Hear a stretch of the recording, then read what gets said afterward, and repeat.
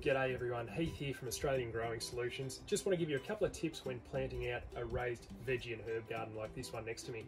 I've just put this one together using some leftover building materials, just some sleepers, a little bit of colour bond, some decking on top, really simple.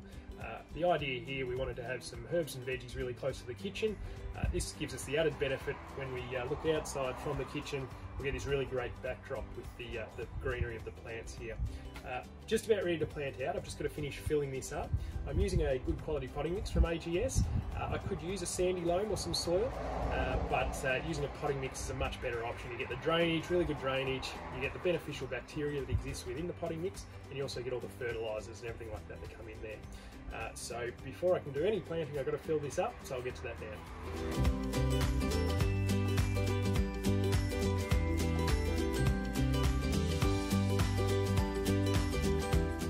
So the garden bed's all filled up now, so we're ready to plant out all our herbs and veggies. I've got a tray of plants here that I got from Tavistock down in Mornington, so they'll be great. I've also got a couple of plants that I've already had. So you'll see here I've got the prostrate rosemary.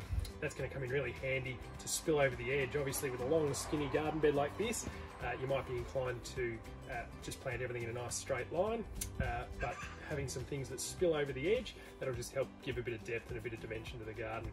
You'll notice I've also got some mint here. I'm going to plant that in a pot separate to this. It's quite an aggressive herb and it tends to take over, and it's a little bit hard to get rid of once it spreads. So I'm going to keep this in its own pot away from everything else, just so it doesn't take over. I might need a bit of help here planting this out, so I think I might call in the reinforcements now.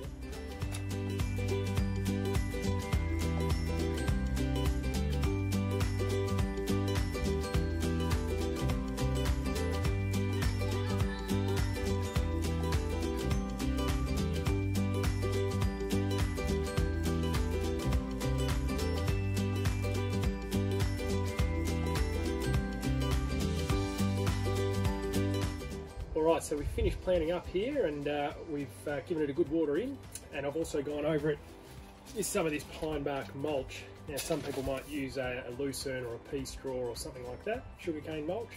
I've just gone for this because it looks a little bit more attractive, and that we'll be seeing it outside the window here.